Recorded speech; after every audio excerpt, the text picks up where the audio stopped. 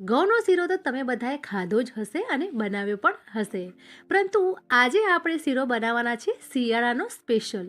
હા ફ્રેન્ડ્સ, અને તેની અંદર એવી સિક્રેટ વસ્તુ નાખીશું કે કોઈને પણ ખ્યાલ નહીં આવે કે આ શીરામાં શું નાખ્યું છે. ખૂબ જ હેલ્ધી અને એટલું જ તાકાતવર આપણે તેવો શીરો બનાવવાના છીએ. તો લાસ્ટ સુધી જરૂરથી જોજો. અને હા, ચેનલ પર પહેલી વખત આવ્યા હો ને તો please subscribe to my channel. ચલો લેટ્સ સ્ટાર્ટ. તો અહીં સૌપ્રથમ તમે જોઈ શકો છો, માપ તમને બતાવું છું. 1 વાટકી મેં ગોળ લીધો છે, 1 વાટકી મેં ઘી લીધું છે અને 2 ચમચી જેટલો ગુંદ મેં લીધો છે અને થોડું ડ્રાયફ્રૂટ્સ મેં કટ કર્યું છે. તો અહીં ગુંદ તમે કોઈ પણ તમે લઈ શકો છો, બાવળનો પણ લઈ શકો છો, ખેરીનો પણ લઈ શકો છો, કોઈ પણ તમે ગુંદ જે લઈ શકો છો. હવે અહીં જે કપનું આપણે માપ લીધું હતું, અહીં તમને બતાવું છું એ જ કપથી ઘઉંનો લોટ લેવાનો છે. એટલે કે જો ગોળની વાટકી, ઘીની વાટકી એ બંને સરખી છે અને એ જ વાટકીના માપથી મેં ઘઉંનો લોટ મેં લીધો છે અને 2 મોટી ચમચી ભરીને મેં ચણાનો લોટ મેં લીધો છે. ફ્રેન્ડ્સ, તમે જ્યારે પણ ઘઉંનો લોટનો શીરો બનાવો ને, તેમાં તમે 2 ચમચી ચણાનો લોટ તમે એડ કરશો ને તો તેની સુગંધ એકદમ સરસ છે અને તેનો સ્વાદ પણ અલગ જ આવશે.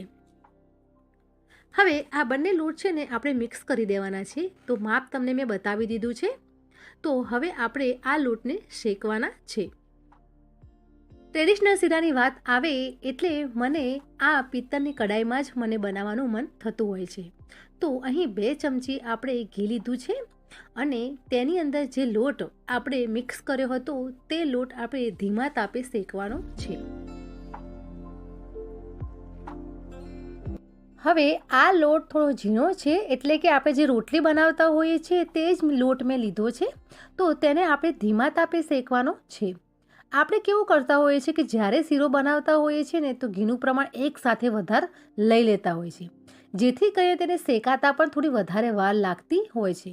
અહીં જે હું ટિપ્સ તમને બતાવું તે રીતે તમે બનાવશો ને, સુપર ટેસ્ટી આ શીરો બનવાનો છે. તો અહીં જુઓ, હું આવી ધીમા તાપે શેકું છું. થોડુંક આવી રીતે આમ શેકાઈ જાય એટલે કે થોડી સુગંધ આવવા લાગે એટલે તેની અંદર 1 થી 1.5 ચમચી જેટલું ઘી આપણે એડ કરવાનું છે. આવી રીતે શેકાતા જશે અને ઘી એડ કરીશું તો ખૂબ જ સરસ શીરો થવાનો છે. તો અહીં જે ઘી ઓછું ખાતા હોય તો તે સ્કીપ પણ કરી શકે છે, પરંતુ અહીં ઘીનું પ્રમાણ થોડું વધારે છે અને શિયાળામાં તો ઘી અને ગોળ ન હોય તો કોઈ વાત જ નથી. ઘી ખાવું ખૂબ જ જરૂરી છે. તો જો આવી રીતે મેં શેકાઈ ગયું છે તો ઘી પણ મેં એડ કરી દીધું છે. તો આવી રીતે 1 થી 1.5 ચમચી મેં ઘી એડ કરીને વળી પાછું આપણે ધીમા તાપે શેકવાનું છે. અને ઘી મેં જે 1 વાટકીનું બતાવ્યું હતું તેમાંથી જ મેં એડ કર્યું છે.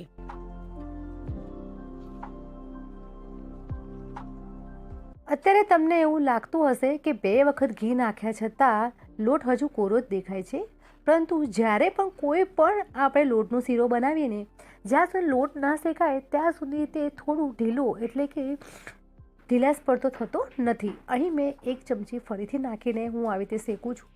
જુઓ, જેમ જેમ શેકાતો ગયો છે તેમ તેમ તેનો કલર પણ ચેન્જ થતો ગયો છે અને થોડું આ જે મિક્સર છે થોડું ઢીલું પણ પડતું ગયું છે.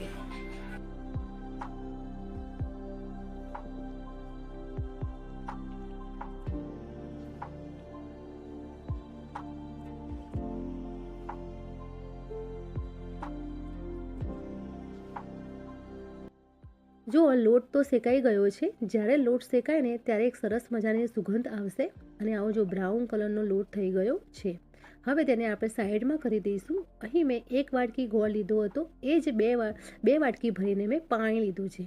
તો હવે આવી રીતે પાણીને આપણે ગરમ કરવાનું છે, ગોળને ઓગાળવાનો છે. તો આવી રીતે ઉકળી જાય તે રીતે આપણે ગરમ કરીશું. હવે અહીં એક પેન ગરમ કરવા મૂક્યું છે અને તેમાં 1 મોટી ચમચી ભરીને મેં ઘી લીધું છે. હવે આપણે ગુંદને તળવાનું છે. ગુંદને ધીમા તાપે સારી રીતે તળીશું તો સરસ મજાનો એક પોપકોર્ન જેવી રીતે ફૂલી જશે. નહીં તો જો તમે ફૂલ ગેસ રાખશો અને ગુંદને તરત જ ફૂલી જાય તરત કાઢી નાખશો તો ગુંદ અંદરથી કાચો રહેશે અને ફૂલશે પણ નહીં. અને અહીં આપણે ગુંદને ફૂલવાનો છે કે ફૂલાવવાનો છે. તો ઘી ગરમ થઈ જાય એટલે હું અંદર ગુંદ નાખીશ આ પ્રોસેસ તમે શીરો બનાવતા પહેલાં પણ તમે કરી શકો છો. હવે ગુંદ મેં 2 ચમચી એડ કરી દીધો છે અને હવે આપણે ધીમે ધીમે આવી ગુંદને ફેરવતા રહીશું ને એટલે સરસ મજાનો પોપકોર્નની જેમ ફૂલતો જશે.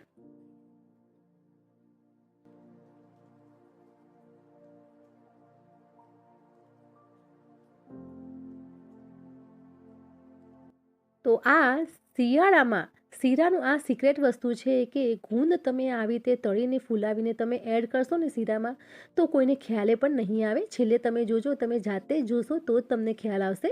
તો વિડીયોને લાસ્ટ સુધી જરૂરથી જોજો. તો આવી રીતે જો ધીમા તાપે મેં આવી રીતે રાખીને જેટલો ગુંદ ફૂલશે તેટલો હું ફૂલવા દઈશ, જેથી કરીને એકદમ મમરા જેવો ક્રન્ચી સ્વાદ આવી જશે.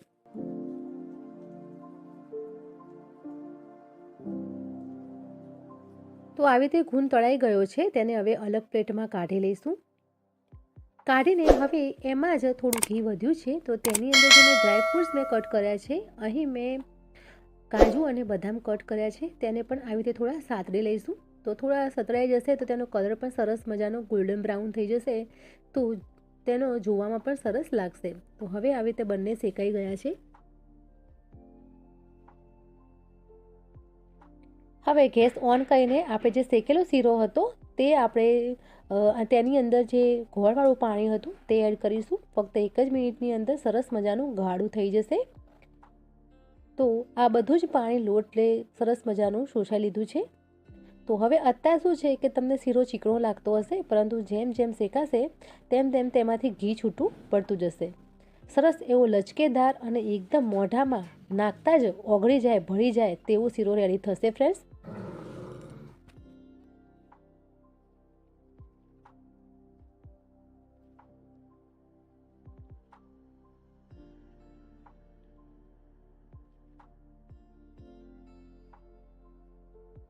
શીરાને સરસ રીતે આપણે શેકીને અને શેકતા જ આવી રીતે ઘી નાખીને આપણે બનાવ્યો છે.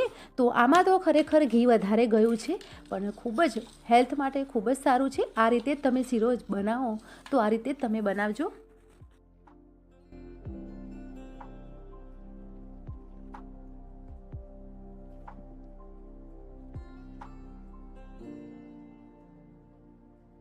હવે આપણે એક સરસ સિક્રેટ વસ્તુ એડ કરવાના છીએ.